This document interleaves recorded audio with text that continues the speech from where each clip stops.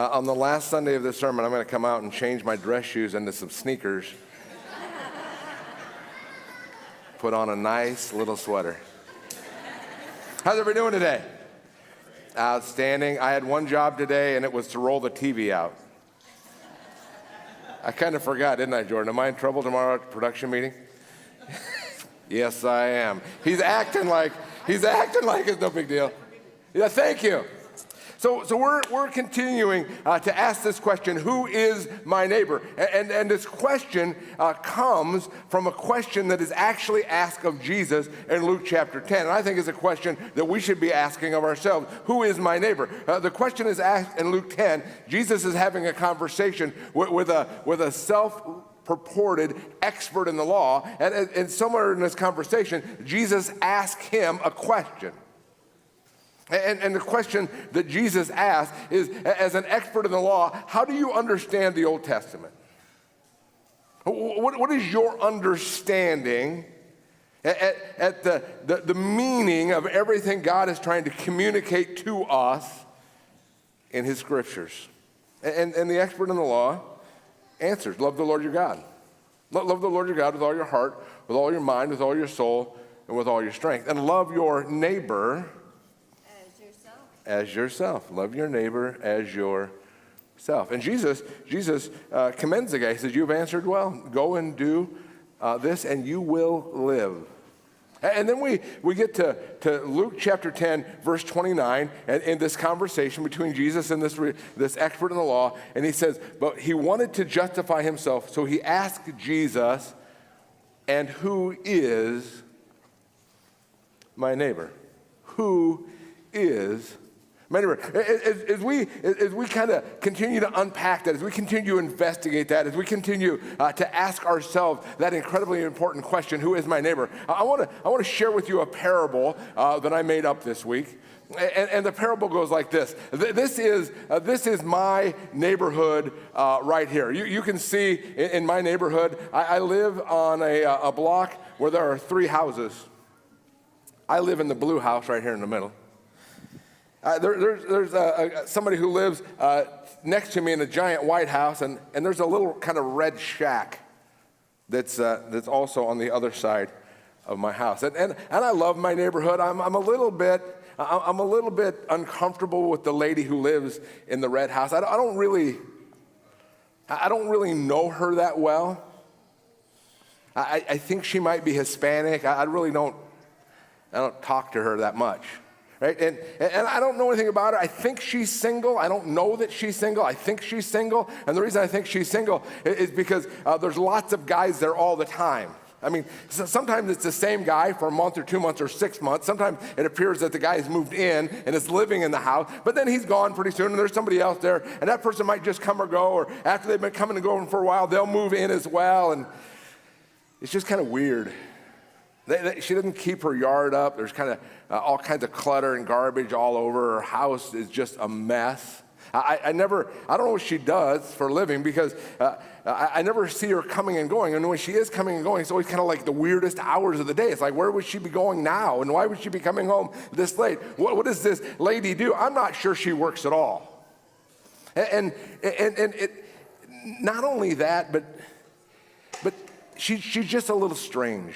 And so when Kenny and Isaac still lived at home, I told them, you know what, just don't talk to her. I mean, if she talks to you, you can address her and say hi or hello or good morning. But you know what, just kind of try to avoid her and don't go into her yard, and certainly don't ever go into her house. Whatever you do the best that you can to avoid her. And it's kind of tough because she's always trying to have a conversation with me or with Trish, and quite frankly, I don't want to talk to her. She has nothing in common with me. Now my other neighbor, man, the neighbor who lives in the White House, now that's the kind of neighbor we all love to have. Right? That guy is wildly successful. His yard is perfectly manicured. I mean, he's probably embarrassed that my yard's next to his yard because his yard is perfect. Beautiful flowers and rose bushes and trees and lights under the trees and landscaping. I mean, it is a gorgeous, gorgeous yard. And not only that, this dude is incredibly hardworking. Now, when I get up in the morning, he's already left for work. And when I get home at the end of the day, he's already home. Now, I know comparing somebody to my work hours isn't much. I'm a pastor who works on Sunday mornings. But this guy works hard. And not only does he work hard, but it's obviously that whatever he's working hard at, he's incredibly successful at. He and his wife are always driving brand new vehicles. They're beautifully dressed. Right? They're the epitome of a successful American family. And anytime I can, I try to catch him coming or going. I try to say hi to him when he's out in the yard, but he's always so busy, and I understand because he has a lot of things going on, but he never really has time to strike up much of a conversation because he has so much to do. But man, I would really love to get to know this guy and his family a little bit more, because they're the kind of people I'd love to hang out with. Maybe some of you have neighbors like this. Maybe some of you have neighbors that you're really kind of disappointed they live in your neighborhood. And every time you drive by and every time there's another dead mower out in the front yard, you're thinking, well, there goes the value of my house, because they're kind of cluttering up the whole neighborhood. And maybe some of you are lucky enough that you have neighbors who are just knocking it out of the park, guys like that live in the White House, and you are so glad that someone moved into your neighborhood and is doing a good job to beautify the whole neighborhood. You love having those neighbors. I think we can all relate to those two types of neighbors. You know, as I was thinking about my neighbors, I was actually reminded of a couple stories that Jesus tells, recorded for us in the Bible. The first one is in John chapter 4. It's not really a story that Jesus tells. It's an encounter that Jesus has. Jesus is traveling from the southern part of the Promised Land in Jerusalem up to Bethlehem, and as he's traveling from south to north, he has to travel through an area of land called Samaria, and the Jews hated traveling to Samaria because that's where the Samaritans lived, and the Jews would do anything they could. They would actually walk out, they'd go across past the Red Sea or the Dead Sea, and they would walk around Samaria because they didn't want to walk through this thing because they hated the Samaritans, and the Samaritans hated them. But for whatever reason, Jesus and the disciples travel through Samaria, and they get to a town by the name of Sychar. And outside of Sychar, it's kind of a famous town because that's where Joseph or Jacob used to graze his cattle, and he had a well there. So as they get close to the town of Sychar, Jesus actually stays there by Joseph's well, and the boys go into town to get food. And as Jesus is waiting for them to return, a woman comes to draw water, and it's kind of at the strangest time. It's high noon. And as she comes to draw water, Jesus strikes up a conversation with this Samaritan woman. And Jesus having a conversation with a Samaritan woman is against social customs in about 1,000 ways in Jesus' day. Number one, she's a Samaritan and he's a Jew.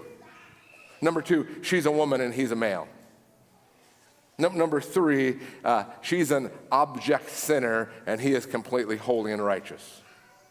And so as she's there drawing water, Jesus asked her if she would gather some water for him because he could use a drink of water. And her response isn't yes. Her response is not no. Her response is, what is this? Why is it that you, a Jewish man, are talking to me, a Samaritan woman? She understands that Jesus should have looked the other way. He certainly shouldn't have struck up a conversation with her. She's kind of like the lady in the red house. And yet, Jesus is so much different than I am. Because as she asked this question of Jesus, two things strikes me. Number one is how amazing Jesus' unconditional love is. Right? Jesus doesn't judge her. Jesus doesn't look down on her. Jesus doesn't condemn her. Jesus doesn't assume her to be less than because of her race or because of her gender or because of her situation. He just strikes up a conversation with her.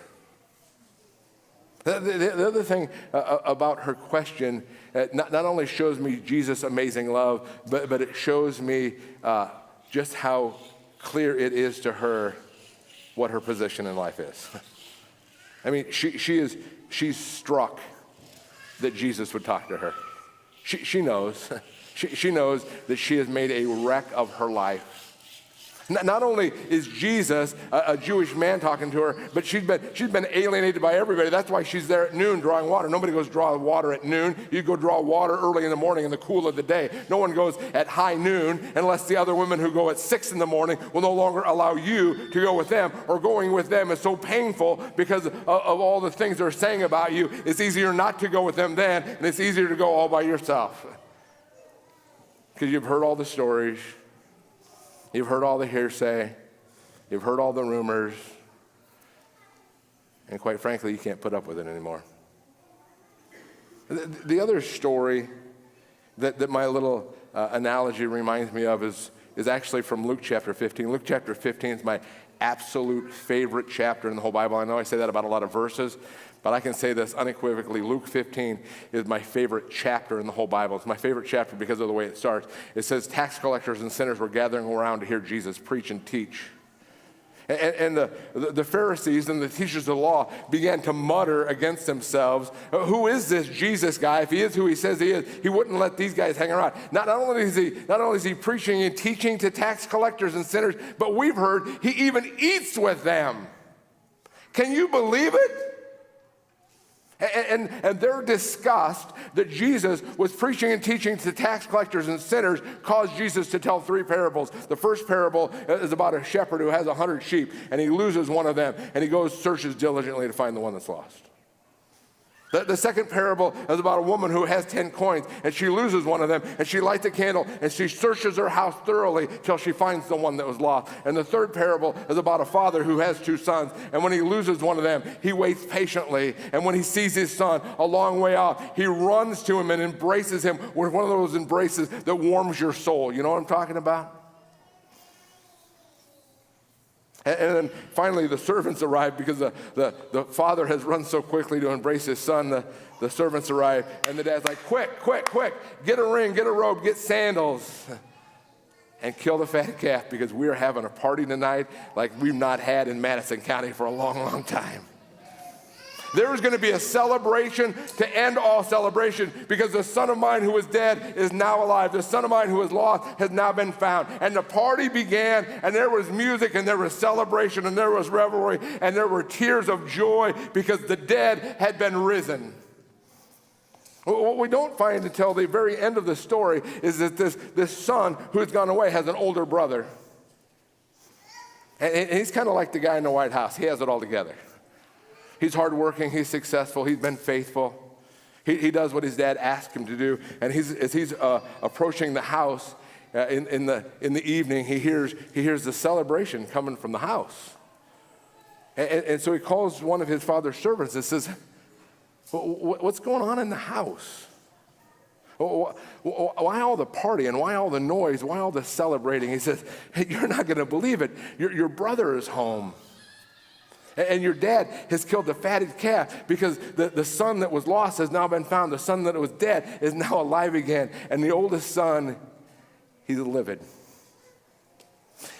Because in his mind, that boy no longer deserves to be called my brother or my dad's son. He's disqualified himself from being a neighbor. And so his dad comes out and talks to his son. He says, he was dead, now he's alive. He was lost, and now he's found. How can I not celebrate? Let me ask you this question one more time. Who is your neighbor? You know, it's really easy for us to look at people in the red house and say, you know what, they're not really our neighbors. I mean, it's really easy for us to look at the people in the White House and say, man, I wish they were my neighbor. And if we're gonna really answer that question, who is our neighbor? Maybe we need to quit looking at our neighborhood this way, and we need to start looking at our neighborhood the way that God looks at our neighborhood. And the way God looks at our neighborhood isn't from the side where we judge everything. The way God sees our neighborhood is like this. And all of a sudden, all these houses look identical, don't they? Because you see, in God's view, there's not male and female, there's not rich and poor, there's not extra holy and less than holy, there's not black or white or red or green or yellow. right? They're not slave or free. They're not Lutheran or Baptist. They're not good and bad. They're just my kids. And he loves every one of them. So if I'm going to understand who my neighbor is, I need to stop looking at the people around me the way the world looks at them, and I need to look at people the way that Jesus looks at them. And Jesus looks at them and loves them so much he shed his blood that every one of them might have life. The reality is, when I ask myself the question, who is my neighbor? The answer is, I'm never going to look at anyone ever in my life who's not my neighbor, who Jesus has not loved so greatly that he shed his crimson blood that they might have life. May God use us as neighbors to point our neighbors to our Heavenly Father. Amen? Amen. And now may the peace of God, which transcends all human understanding, guard your hearts and minds in true faith to life everlasting. Amen. Would you stand as we close with a word of prayer? Heavenly Father, we thank and praise you today for your amazing love. Lord, as you teach us what it is to be a neighbor, we confess that all too often we act like that eldest son. Lord, help us to act like Jesus, the one who loves all that he comes into contact with. Help us to be a good neighbor now and forever. In your mighty and holy name we pray. God's people said?